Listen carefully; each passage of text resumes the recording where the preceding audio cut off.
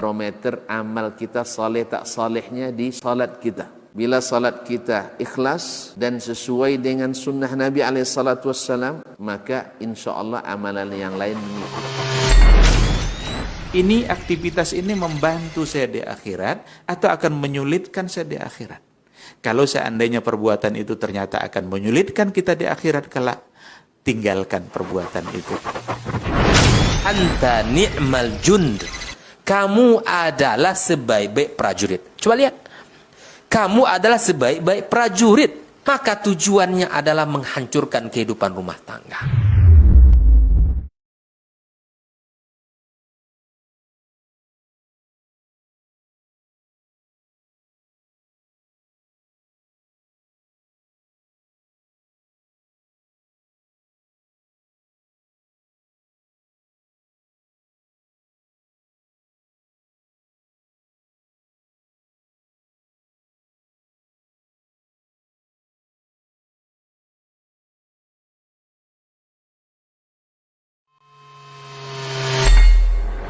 Di para sahabat itu, kaum muslimin, yang terbayang bagi mereka itu adalah infak. Yang terbayang bagi mereka adalah sebuah kebahagiaan, keselamatan di akhirat yang kekal dan abadi di sisi Allah Tabaraka wa Ta'ala. Semua kita boleh klaim sekarang. Kamu cinta Nabi? Cinta Ustaz. Cinta Nabi? Cinta Ustaz. Termasuk saya. Cinta Nabi? Cinta. Kapan tahunya? Besok di akhirat. Maka apa kata Nabi sallallahu alaihi wasallam? Amalur rajuli biyadih. Penghasilan yang terbaik adalah pekerjaan yang dilakukan oleh seseorang dengan tangannya sendiri. Wa kullu bai'in mabrur. Dan setiap jual beli yang mabrur. Ini aktivitas ini membantu saya di akhirat atau akan menyulitkan saya di akhirat? Kalau seandainya perbuatan itu ternyata akan menyulitkan kita di akhirat kelak, tinggalkan perbuatan itu.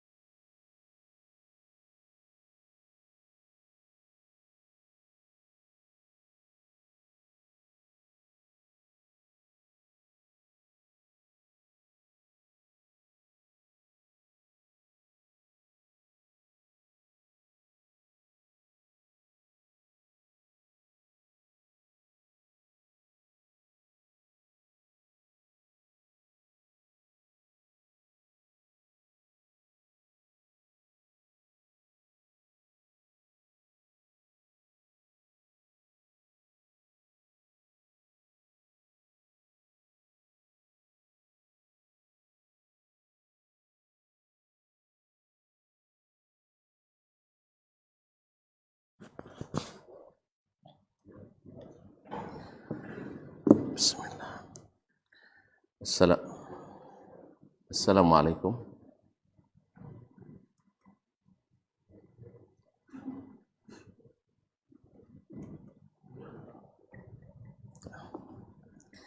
Assalamualaikum warahmatullahi wabarakatuh.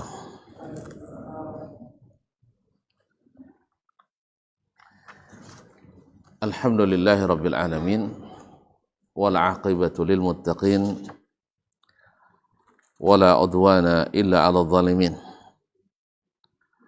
Asyhadu an la ilaha illallah wahdahu la syarika lah, waliyus salihin, wa khaliqul khalqi ajma'in, wa raziquhum, wa ma min dabbatin fil ardi illa 'ala Allahi rizquha, wa ya'lamu mustaqarraha wa mustawda'aha kullun fi kitabim mubin. Wa asyhadu anna Muhammadan abduhu wa rasuluhu as-sadiqul amin, sallallahu alaihi wa ala alihi tayyibin wa azwaji tahirati ummahatil mu'minin والتابعين لهم بإحسان إلى يوم الدين أما بعد فأوصي نفسي وإياكم أيها المسلمون بتقوى الله عز وجل فإنه قد فاز المتقون يا أيها الذين آمنوا اتقوا الله حق تقاته ولا تموتن إلا وأنتم مسلمون. Bapak dan ibu-ibu, saudara-saudara dan saudari, para jemaah salat subuh di Masjid Nurul Yaqin Muhammadiyah Pekanbaru yang saya muliakan, yang saya hormati, yang saya cintai. Alhamdulillah, pada subuh ini Allah kembali memberikan kita nikmat untuk bisa bersama-sama salat berjamaah di rumahnya ini. Mudah-mudahan Allah menerima amal ibadah kita dan mengabulkan doa, harapan dan permintaan kita. Oleh itu mari kita bersyukur pada kesempatan ini kita diberi nikmat ini. Mudah-mudahan sampai akhir hayat kita nanti. Bapak dan ibu-ibu, saudara-saudari yang dimuliakan Allah, salawat dan salam sama-sama pula kita ucapkan kepada baginda Nabi junjungan alam, Nabi besar Muhammad sallallahu alaihi wasallam, yang semoga pula hati, semoga Allah SWT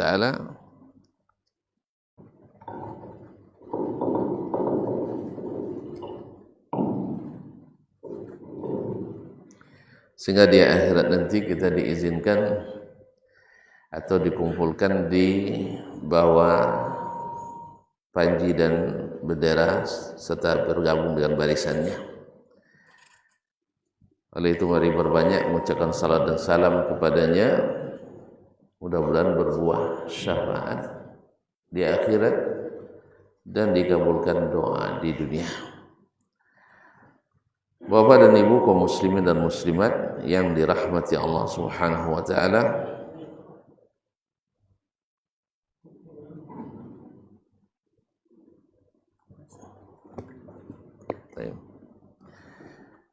kita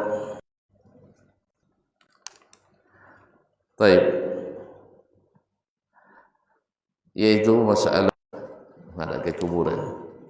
Kemarin kita bacakan pendapat atau fatwanya para ulama, karena kita sering dikatakan orang harus memahami, mengikuti ulama. Terakhir, seperti itulah yang dikatakan oleh para ashabuna, para pengikut mazhab kami. Tentu saja maksudnya para ulama yang ikut mazhab Asy-Syafi'i, yaitu tidak dianjurkan atau dibenci salat menghadap ke kuburan, apalagi dengan niat mengalap berkah di tempat itu. Dengan salat di situ seolah-olah salatnya lebih berkah atau doanya lebih didengar dan dikabulkan. Kata qala asal walau qila bitahrimihi li zahirihi lam yab'ud. Andainya dikatakan bahwa haram hukumnya salat di kuburan itu karena zahirnya dalil tentang larangannya, lam yab'ud, pendapat ini tidak jauh dari kebenaran. Kata Imam An-Nawawi rahmatullahi alaih, wa yu'khadhu min al-hadith an-nahyu 'anis salati fil maqbarah. Kemudian dari hadis larangan itu diambil pula dalil larangan salat di pekuburan secara umum. Tadi kan kuburan khusus, atau yang kuburan dekat di masjid. Imam Asy-Syafi'i rahimahullah mengatakan wa akrahu ayyubna 'alal qabri masjid. Saya tidak suka atau makruh menurut saya dibangun di atas kuburan masjid. Wa ay yusawwa aw yusalla alaihi wa huwa musawwa ghairu musawwa aw yusalla ilaihi. Dan saya juga menganggap makruh kuburan itu diadakan atau ditinggikan di masjid atau dibuat di masjid. Kalau kita tafsirkan perkataan Imam Asy-Syafi'i dengan perkataan Imam An-Nawawi, maksud dari makruhnya menurut Imam Syafi'i itu adalah makruh tahrim, makruh diharamkan. Karena Imam An-Nawawi adalah salah satu ulama muhaqqiqin mazhab Asy-Syafi'i rahimahullah ta'ala. Wa in shalla ilaihi, dia berkata wa in shalla ilaihi ajza'ahu. Tapi kalau dia salat juga menghadap kuburan, ajza'ahu, maka salatnya dihitung sah. Ini kan sebagian juga terlalu gulu juga, sebagian membatalkan salat orang yang salat di masjid yang di depannya ada kuburan. Ya, tetapi kalau masalah sah tidaknya menurut Imam Asy-Syafi'i sah. Tapi kita katakan kemarin sah tapi berdosa karena melakukan yang haram. Waqad asaa, dia telah berbuat buruk. Jadi salatnya sah tapi dia berbuat buruk. Sama dengan ketika kita belajar wudu misalnya. Dalam hadis disebutkan Nabi mengajarkan wudu sekali-sekali, dua kali, tiga kali. Nah, man zada faqad asaa au zalam, kata Nabi SAW. Siapa yang menambah lebih dari 3 kali, maka dia telah berbuat buruk atau berbuat zalim. Berarti siapa yang berwudu, membasuh anggota wudunya 4 kali, sah wudunya? Sah, tapi berdosa sebab melampaui batas. Sah tapi berdosa. Nabi yang katakan siapa yang menambah lebih dari 3 kali, faqad asaa au zalam, dia berbuat buruk atau zalim. Tapi kalau kita lihat orang berwudu 4 kali, 5 kali dan sebagainya, itu jangan disuruh ulang wudu, nanti tambah banyak air habis.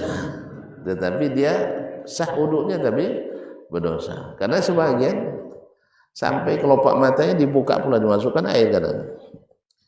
Ya sampai seperti itu gulunya. Ada seperti saya lihat, dan itu saya lihat bukan di tempat biasa, di tempat kaum terpelajar, kaum akademisi. Kena was-was. Makanya kita harus selalu berlindung kepada Allah dari sifat was-was dari setan itu.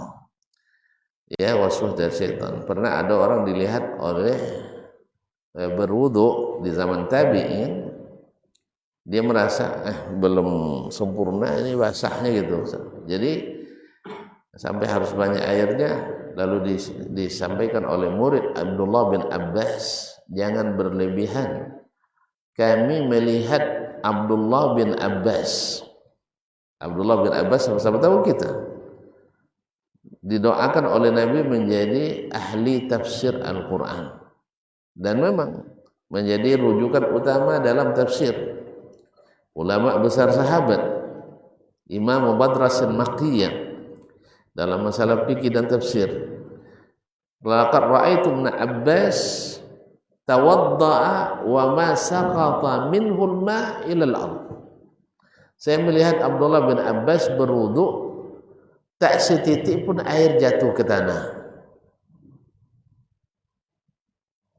Awak sudah 1 ember masih ragu juga, berapa was-was itu? dia berwudu, tak setetes air pun yang tumpah ke tanah. Gimana hematnya dia memakai air radhiyallahu ta'ala anhu. Jadi kaum muslimin dan muslimat dirahmati Allah, memang agama ini bukan seperti kata Ali bin Abi Thalib, bukan karena akal-akalan, enggak. Tapi memang contoh yang telah diperlihatkan oleh Nabi kita alaihi salatu wassalam. Karena kalau main akal-akalan tidak selesai kita. Semuanya akan berpikir menurut keinginan dan pikirannya. Tapi kaum muslimin dan muslimat dirahmati Allah SWT. Jadi kata Imam Asy-Syafi'i, wa in shalla ilaihi, kalau dia salat menghadap kuburan, maka ajza'ahu, salatnya sah. Tapi catatan yang kemarin jangan lupa, kan ada peringkat yang kemarin kita sebutkan. Satu, bila dia berniat salat itu menta'zim orang di kuburan, sepakat ulama mengatakan tidak sah. Kalau salatnya untuk orang di kuburan itu tidak ada cerita lagi. Salatnya tidak sah. Mungkin Islamnya juga langsung tidak sah karena dia sudah menyekutukan Allah Subhanahu wa taala. Yang kedua, kalau dia salat di situ untuk merasakan lebih sah atau lebih bagus, mendapatkan barakah, ini salatnya makruh atau bid'ah. Ini kadang-kadang orang disebut bid'ah, ini orang tidak senang dia. Berat kata-kata bid'ah. Pada itu dari Nabi SAW, supaya kita jangan mendekatinya. Makanya dulu pendiri Muhammadiyah ini Ki Haji Ahmad Dahlan mengisytiharkan anti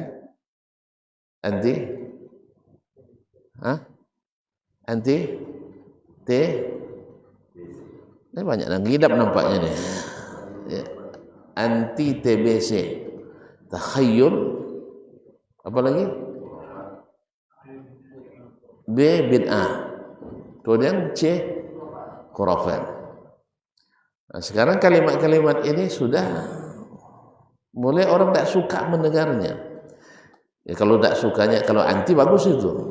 Tapi kadang-kadang bukan anti, tapi jangan dibahas-bahas lagi. Nah, itu masalahnya. Padahal kalau tidak dibahas, kita terjangkiti. Kita tidak boleh sampai terjangkiti. Jadi siapa yang melakukannya tidak untuk beribadah kepada orang di kuburan itu, tapi tetap kepada Allah, tapi merasa itu tempat lebih barakah seperti nukil yang perkata Imam Munawi kemarin, maka dia sudah melakukan perbuatan non sunnah. Ini kan bilang orang kafir tidak boleh, non muslim boleh kan, gitu kan? Bilang bid'ah nggak boleh, kita bilang non sunnah. Nah, kaum muslimin dan muslimat dirahmati Allah Subhanahu wa taala. Ajza'ahu wa qad asa'a, tetapi dia melakukan perbuatan buruk. Perbuatan buruk berarti berdosa. Jadi wudu salatnya sah tapi dia berdosa. Akhbarana Malik, lalu Imam Asy-Syafi'i menyebutkan riwayat dari gurunya Imam Malik. Asy-Syafi'i imam mazhab, gurunya Malik imam mazhab. Dua-duanya imam ini. Naam, anna Rasulullah sallallahu alaihi wasallam qaal, bahwa Rasulullah sallallahu alaihi wasallam bersabda, bahwa Rasulullah sallallahu alaihi wasallam bersabda, anna Rasulullah qala qatalallahu al-yahuda wan nasara, Allah memerangi orang Yahudi dan Nasara. Apa sebab? Ittakhadhu qubur anbiya'ihim masajid. Mereka menjadikan kuburan para nabinya sebagai masajid, tempat-tempat beribadah. Tempat-tempat beribadah.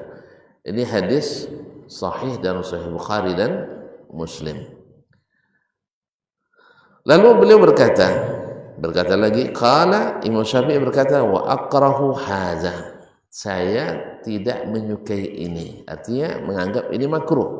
Apa sebab?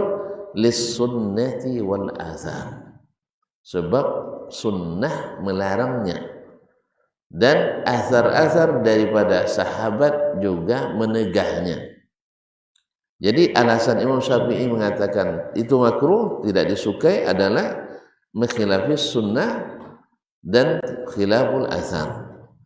Wa annahu kariha atau kuriha wallahu ta'ala alam, sesungguhnya dibenci, tidak disukai, Allah lebih tahu, ayyu'azzimu ahadun minal muslimin qabrahu yakni yattakhidhu qabrahu masjidan, yaitu seseorang dari kaum muslimin menta'zim, yakni menjadikan kuburan sebagai tempat beribadah.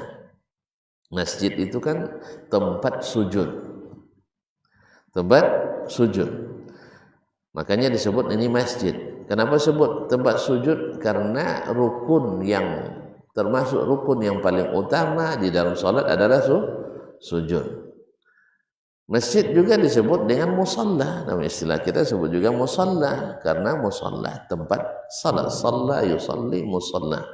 Nah, disebut juga dengan jami' karena didirikan dipadanya Jumat, masjid atau mengumpulkan orang banyak. Nah, ayyu'azzima ahadul muslimin yakni yattakhidha qabrahu masjidan.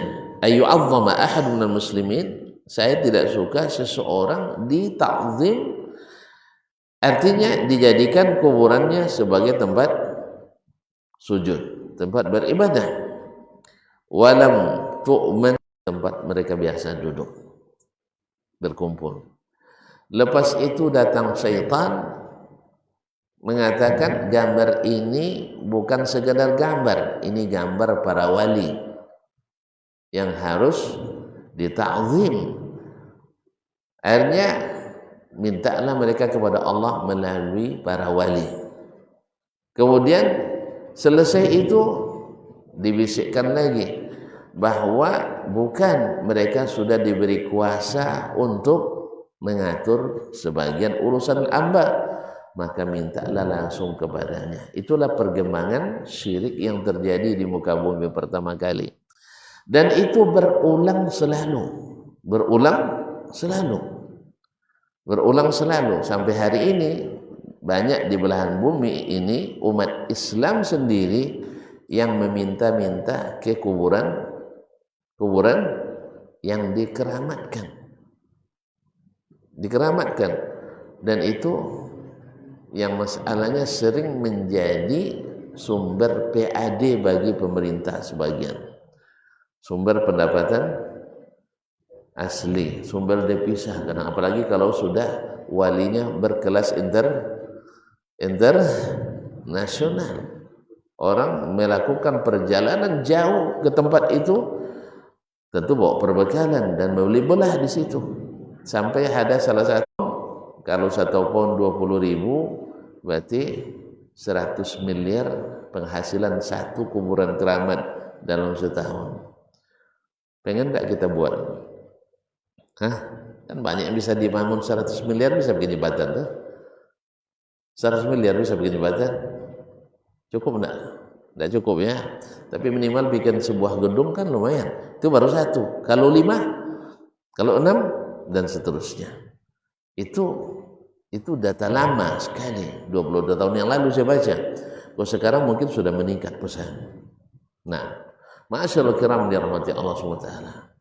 Jadi oleh sebab itu maka tidak aman fitnah. Orang kadang-kadang lebih senang minta di tempat-tempat keramat seperti itu daripada di kiblat masjid-masjid kita. Dia merasa di tempat keramat itu lebih makbul doanya daripada di masjid. Berapa banyak orang berbolak balik ke kuburan keramat tapi jarang terlihat di kiblat. Di kiblat, di tempat sholat, di masjid-masjid. Apa sebab? Dia merasa kuburan lebih nyaman daripada masjid-masjid Allah Tabaraka wa Ta'ala. Oleh itu kaum muslimin, Imam Syafi'i rahimahullah makruh seseorang mentahzim kuburannya dijadikan tempat ibadah karena tidak aman fitnah dan kesesatan bagi orang yang datang setelahnya. Ini dalam kitab Al-Um juz 1 246. Kaum muslimin, kaum muslimat dirahmati Allah SWT, berkata Syekh Al-Albani rahimahullah, wal hadithul ladzi zarqahu Malik mu'dalan, hadis yang disebutkan oleh Imam Malik yang tadi tidak disebutkan sanadnya, hanya Malik langsung ke Rasulullah sallallahu alaihi wasallam. Mungkin bagi sebagian yang mendengar mencari celah, ini hadis terputus antara Imam Malik dengan Rasulullah sallallahu alaihi wasallam. Beliau cepat-cepat jawab ini supaya jangan ada yang nanti cari celah di sini. Maka beliau katakan hadis disebutkan Imam Malik tadi yang tak sebutkan sanadnya sahihun jiddan, sahih sekali. Jaa fi sahihaini wa ghairihima, diriwayatkan dalam Sahih Bukhari dan Muslim serta selain keduanya. Berarti bukan hadis yang tidak masyhur. Ini hadis yang masyhur dan lulus seleksi dua imam hadis paling kesuhur sepanjang sejarah Islam. Wa ghairihima an jam'in minas sahabah, diriwayatkan dari banyak sahabat, minhum Aisyah. Di antara sahabat yang meriwayatkan itu adalah Ummul Mukminin Aisyah radhiyallahu anha, wa Ibnu Abbas dan Abdullah bin Abbas radhiyallahu taala anhuma, wa Abu Hurairah.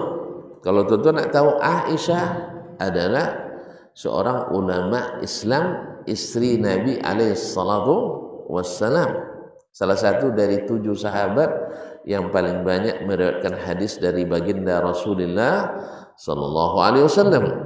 Dan Abdullah bin Abbas juga tadi, dia sejak kecilnya sudah terdidik di rumah Nabi alaihi salatu wassalam, ilmunya diajarkan langsung oleh Rasulullah sallallahu alaihi wasallam, dan beliau didoakan Nabi alaihi salatu wassalam, Allahumma faqihhu fid din, ya Allah jadikan dia orang yang paham agama, wa alimhu ta'wil, dan ajarkan kepadanya tafsir Al-Qur'anul Karim.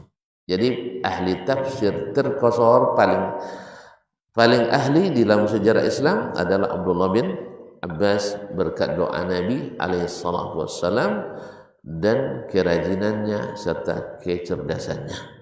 Ma'asyarul kiram. Kemudian wa Abu Hurairah, dia meriwayatkan juga Abu Hurairah. Abu Hurairah adalah sahabat yang paling banyak meriwayatkan hadis dari Rasulullah sallallahu alaihi wasallam, juga berkat doa Nabi untuknya.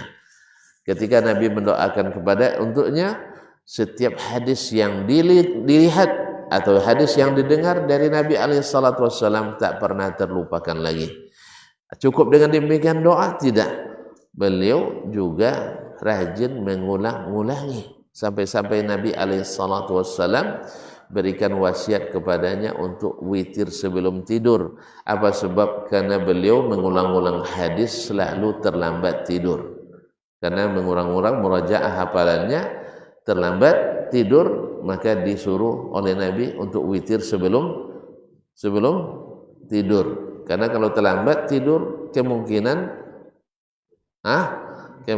terlambat bangun, tidak sempat untuk sholat malam lagi, karena dia tidurnya sering terlambat mengulang-ulang hafalan hadisnya. Jadi mereka tidak mengandalkan doa Nabi saja. Tidak seperti sekarang yang klaim kalau antum pergi ke kota ini cukup hanya baikkan perangai di situ, tidak perlu belajar, nanti langsung pulang dapat ilmu. Dinding-dinding, tembok-tembok, bunga-bunga, taman-taman di kota itu semuanya jadi syekh. La haula wala quwata illa billah. Inilah khurafat lagi nih. Masuk bagian dari TBC yang sudah mulai juga menyakiti umat ini. Makanya kita harus selalu memberikan injeksi anti TBC ini. Nah, anti TBC. Kalau enggak, kalau sudah terjangkit bahaya sekali kaum muslim dan muslimat dirahmati Allah SWT. Jadi Abu Hurairah radhiyallahu anhu adalah orang yang didoakan Nabi tetapi bertambah rajinnya.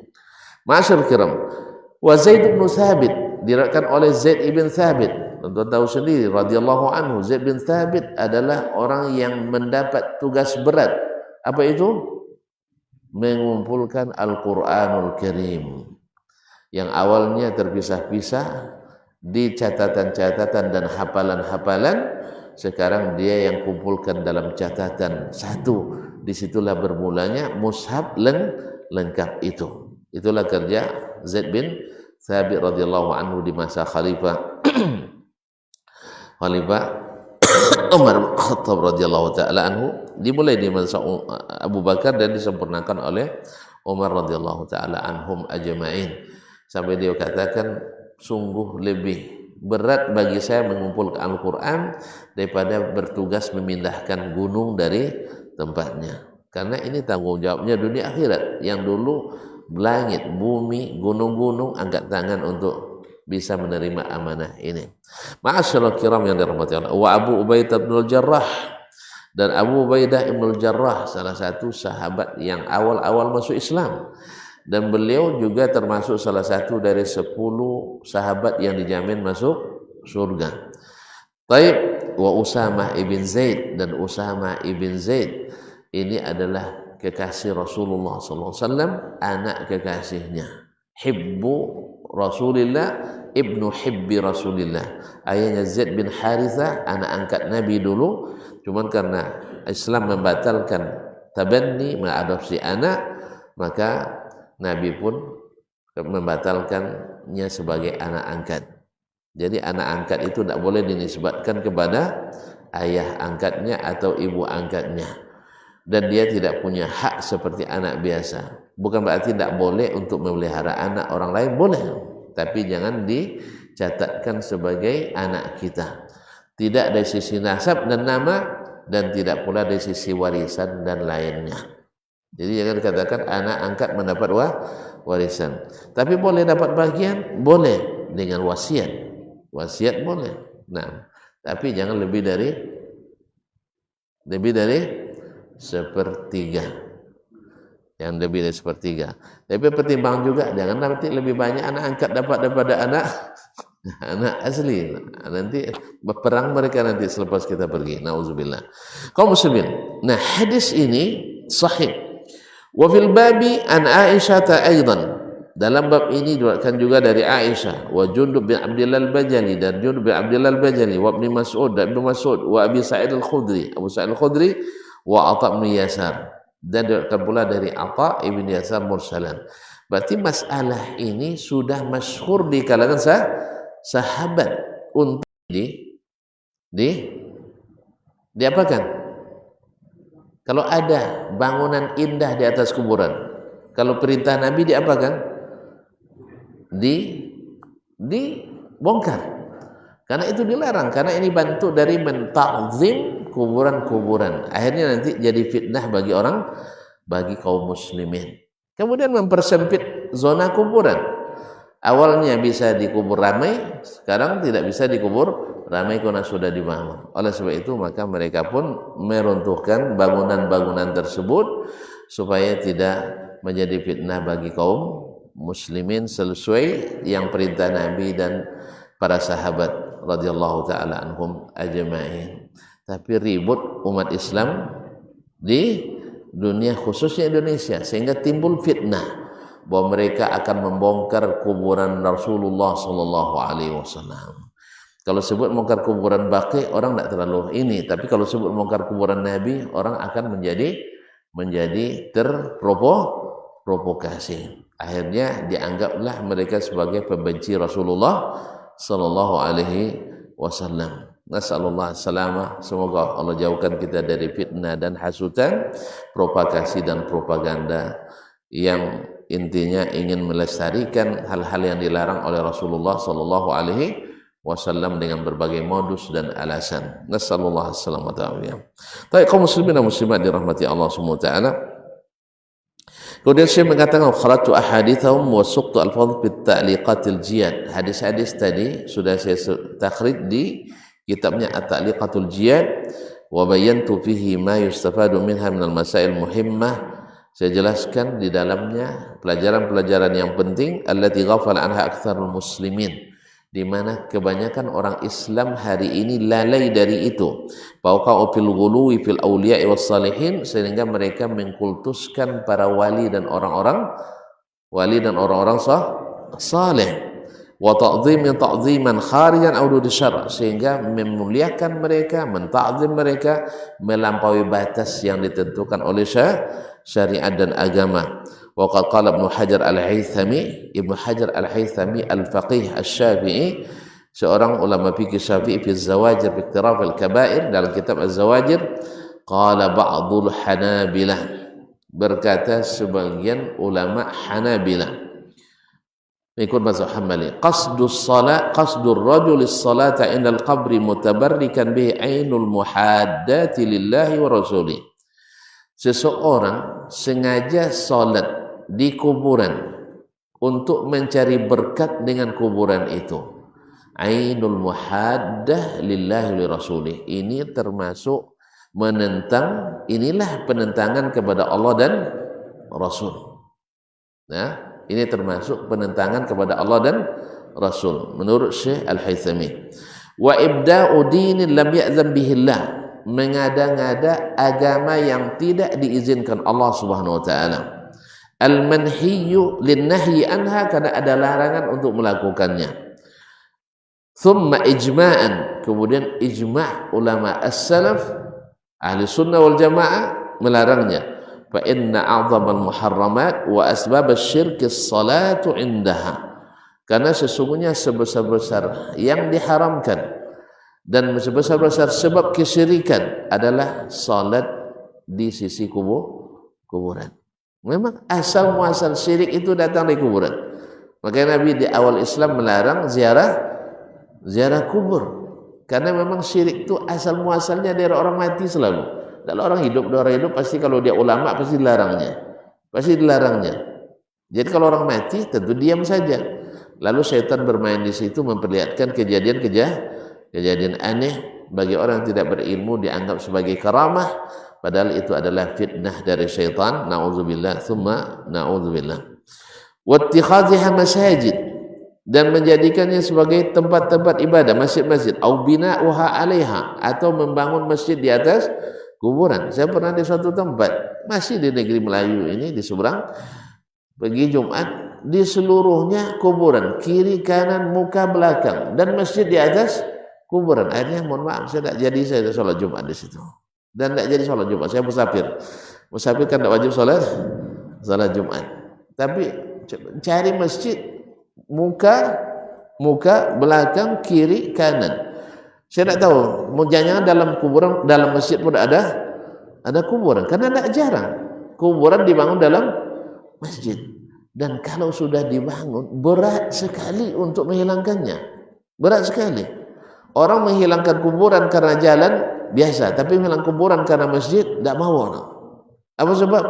Karena segan kepada orang yang dianggap keramat tadi, wali tadi.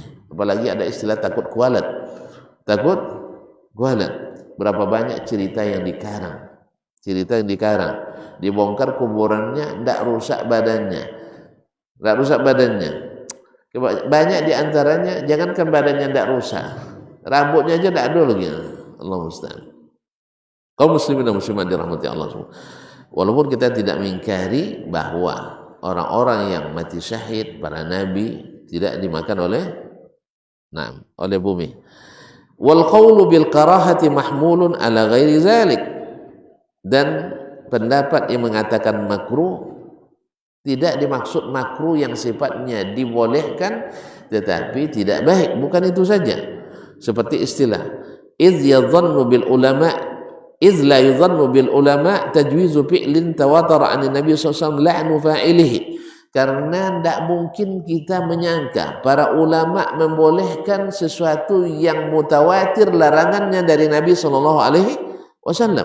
Seperti kata Imam Syafi'i tadi kan makruh katanya. Makruh di sini maksudnya kata Imam Al-Haythami bukan makruh seperti bila dikerjakan nggak apa-apa, bila ditinggalkan lebih, itu yang dibangun di atas kuburan. Ini Imam mazhab Syafi'i juga ini.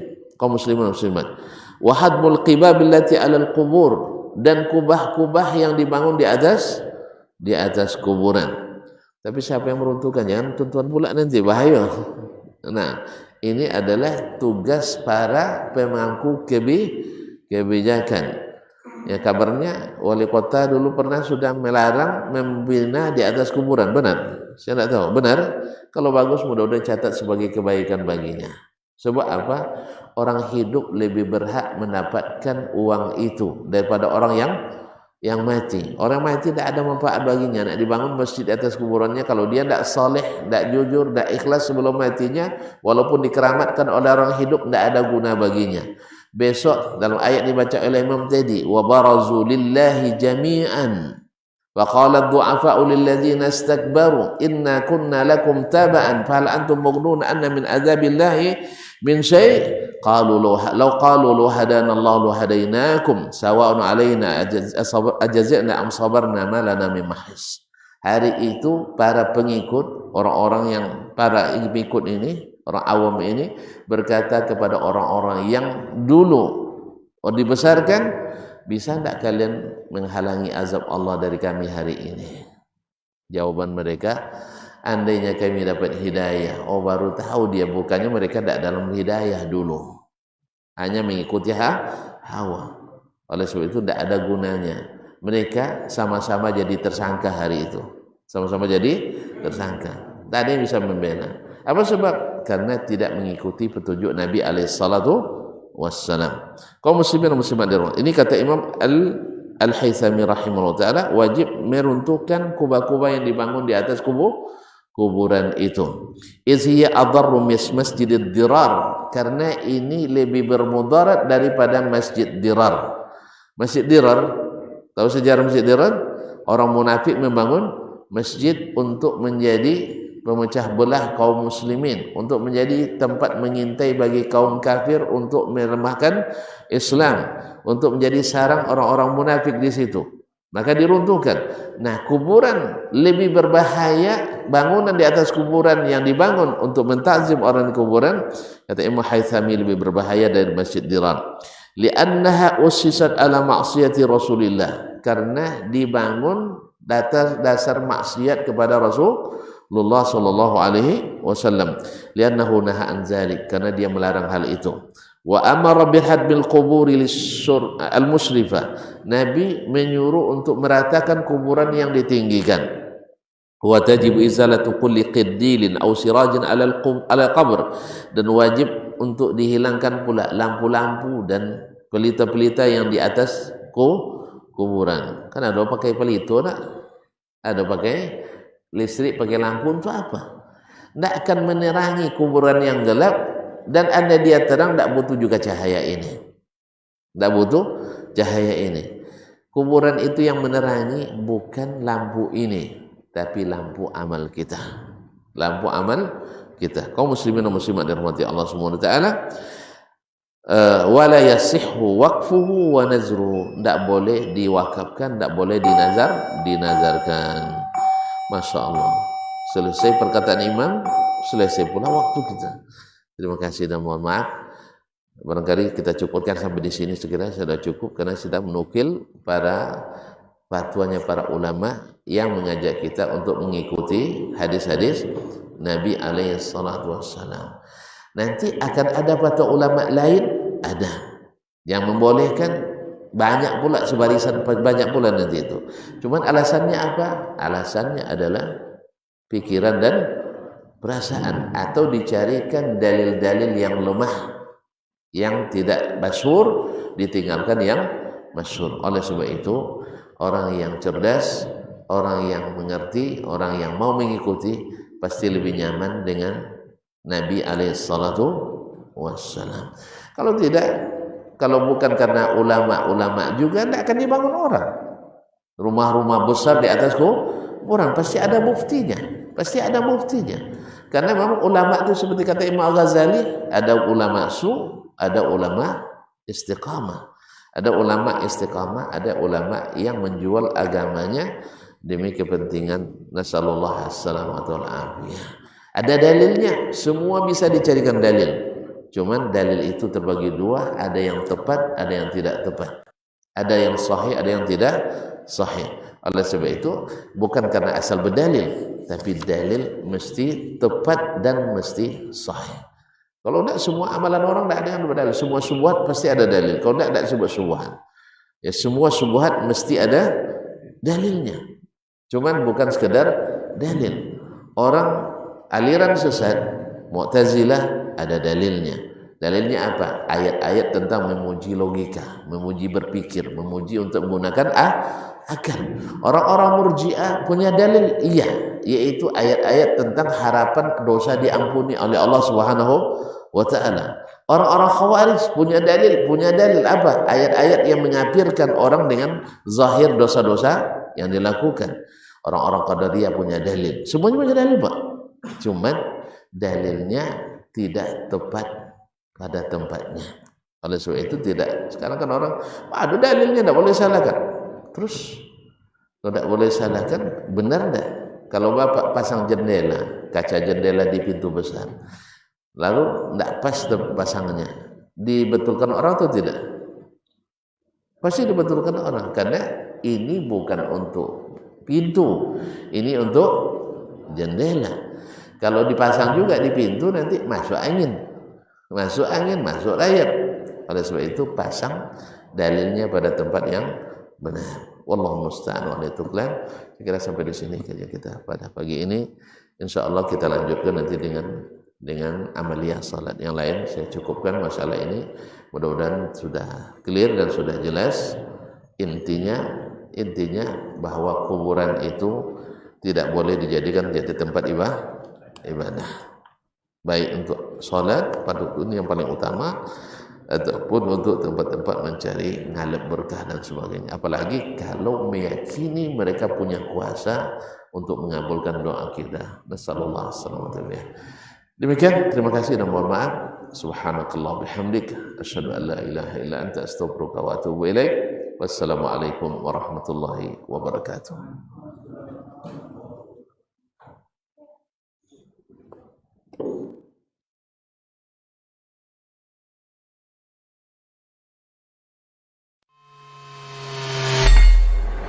Di para sahabat itu, kaum muslimin, yang terbayang bagi mereka itu adalah infak, yang terbayang bagi mereka adalah sebuah kebahagiaan, keselamatan di akhirat yang kekal dan abadi di sisi Allah tabaraka wa taala. Semua kita boleh klaim sekarang. Kamu cinta Nabi? Cinta Ustaz. Cinta Nabi? Cinta Ustaz. Termasuk saya. Cinta Nabi? Cinta. Kapan tahunya? Besok di akhirat. Maka apa kata Nabi sallallahu alaihi wasallam? Amalur rajuli biyadih. Penghasilan yang terbaik adalah pekerjaan yang dilakukan oleh seseorang dengan tangannya sendiri. Wa kullu bai'in mabrur. Dan setiap jual beli yang mabrur. Ini aktivitas ini membantu saya di akhirat atau akan menyulitkan saya di akhirat. Kalau seandainya perbuatan itu ternyata akan menyulitkan kita di akhirat kelak, tinggalkan perbuatan itu.